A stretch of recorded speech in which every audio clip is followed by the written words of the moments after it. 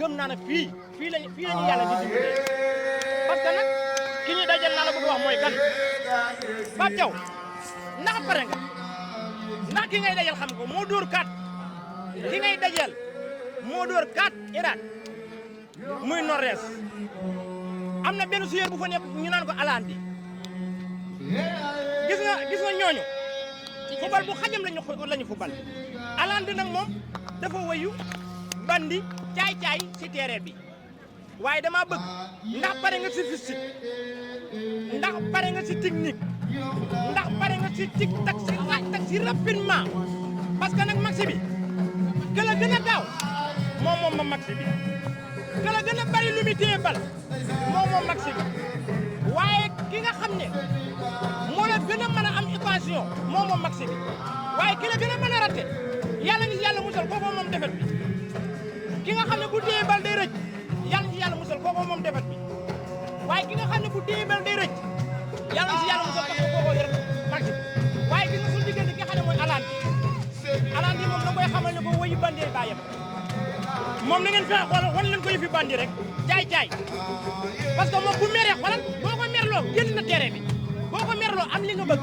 kenn suyeer doo nga fa am lii ñuy def ni vidéo yi ñuy partage lépp ay xupp la rek dañuy xupp rek parce que football la parce que ñun ñooy champion de Afrique loolu moom dama bëgg ñu xam ne ñun ñooy champion de Afrique waaye li nga xam ne moom la gis dama bëgg ki nga xam ne mooy capitaine Idrissa Gana Gueye man bu ma soñoon ñu toog sees parce que dañoo wax ñaari baat yoo xam ne lu ma naqari la waaye ñoom nee na bi ñu jugee seen équipe di ñëw nee na dañoo sonnoon nan la ñu sonne ba noppi ñu daje ku mel ne France loolu jaaduwut loolu naqari nañu lool kon nañ jël siège waxuma leen doom duñ dugg waaye nañ jël siège waaye ki nga xam ne mooy Sadio Mané dañoo bëgg première mi-temps dama bëgg ñi nga xam ne ñooy toog si xaar de Ibrahima Mbaye ak ki nga xam ne mooy Iliman Ndiaye ñooñu nañ toog pause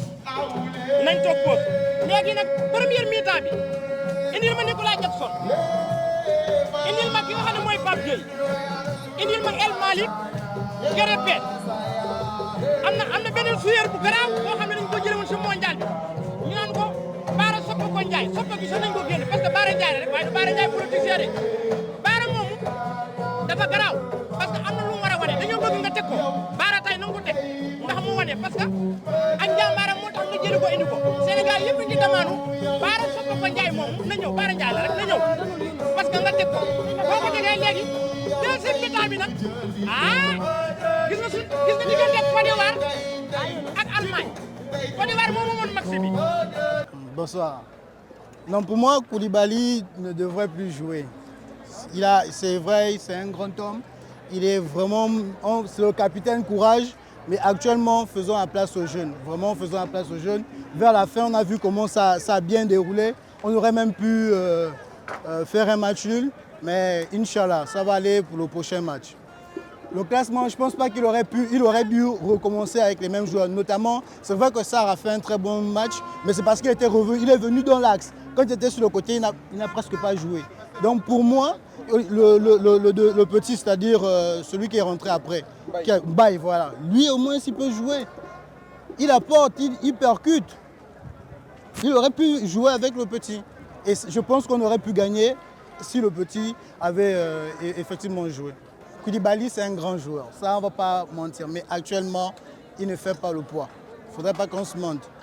Il y a des jeunes, faites ta place aux jeunes. Ils peuvent aussi apporter. C'est la relève de demain, donc faites confiance aux jeunes. C'est ce que moi je peux dire par rapport à cela.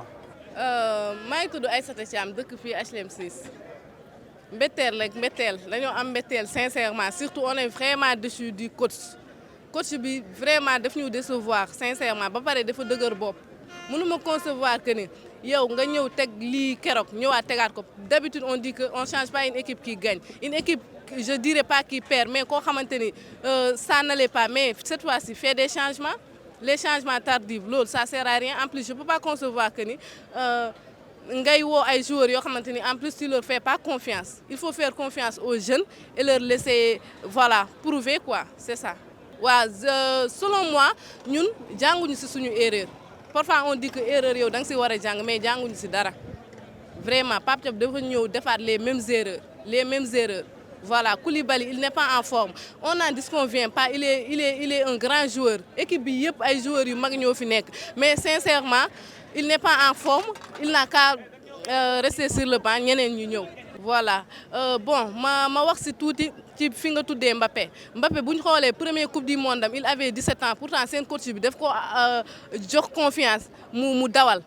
ñëpp gis nañ coupe du monde bu mu defoon donc Pape Thiaw mënoo yow woote ay joueurs ba pare te doo leen jox seen chance expérience ça parle mais expérience dafa am limite premier match yow ñëw nga teg expérience ça passe pas mais ñëwal def deuxième kii quoi franchement je suis vraiment dessus sama xol dafa métti.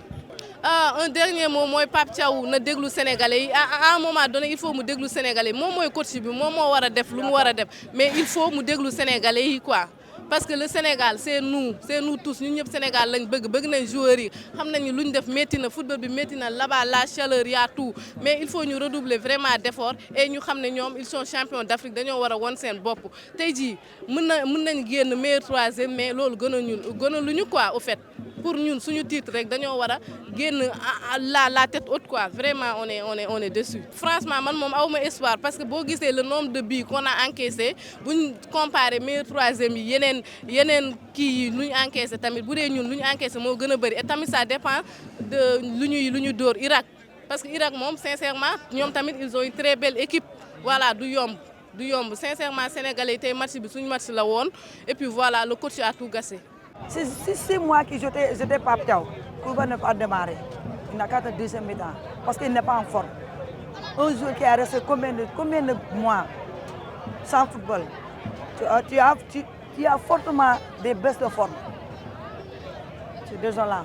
waaw ñun ñoo ngi nii xamatuñu li ñuy wax ak lu ñuy def ñun dañu am yaakaar équipe bi day dem fu sori nag franchement yooyu moo doon suñu xalaat mais doo comprendre léeg-léeg doo nga ne joueur yi la léeg-léeg nga ne góol entraîneur bi la entraîneur bi yow yóbbu nga ay mag yóbbu nga ay xale comme ni ñu ko waxee am ñoo xam ne dañoo épuisé dañoo blessure lañ jógee changeal équipe joueur yi nga xam dañoo blessé dugal xale dañ koy yóbbu pour mu gunge mag yi rocceeku ndànk bàyyi xale yi continuer xale yi am nañu énergie xale yi mën nañu football am nañu doole te mën nañu marqué duñ gaaw a sonn xam nga entraîneur bi léeg-léeg am na loo xam ne dafa nelaw yow contre France rek war na la yee bañ France gagné 3-1 nga gis ne Koulibaly dañ ko war a changer nga bàyyi ko pour man match bi sax Koulibaly day toog ci banc bi ak Idrissa Gana Gueye nga jël xale mais Idrissa Gana Gueye tey moom football na moom du amul dara loo ko wax léegi yow da nga war a def say changement yu baax bii gagné nañ la 3-1 bii nga defar jël ay xale ndaw dugal leen fu mu yem neex nga wone li nga mun nga ne tegoon naa mag ñi ñuy kaas ma teg xale yi ñu football xool mais dóor ñu ñaari yoon benn bi 3-1 la benn bi 3-2 la ñun xaw ma fu ñu jëm te man yàllaahi amoon naa yaakaar équipe bi day dem fu sori loolu amoon naa yaakaar mais nag xaw ma daal man daal dañoo jaxasoo.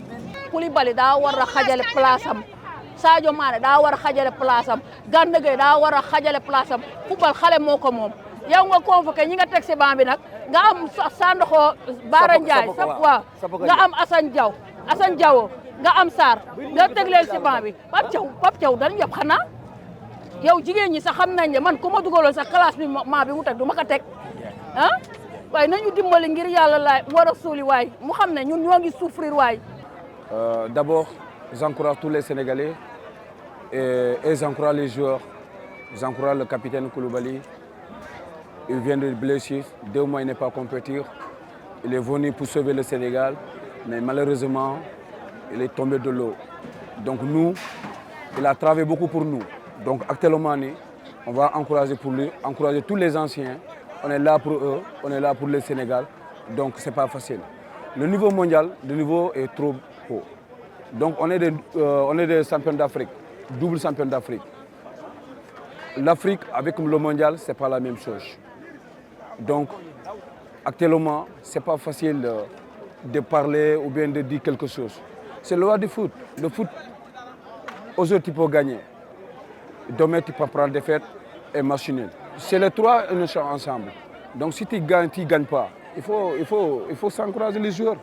Il faut encourager les joueurs. Si match Pape Thiaw moo cuune barki yàlla match bi ñoo ko ñi waroon nañ jouer sax bal contrôle bal sax duñ ko def billaahi wax ne yàlla baax na dina ñëwaat te gaaw ñu si bal bi Norvège bal sax woo ñu ko laal barki yàlla Pape Thiaw moo cuune rek lépp ak Koulibaly moo mel ni paayu lax yooyu am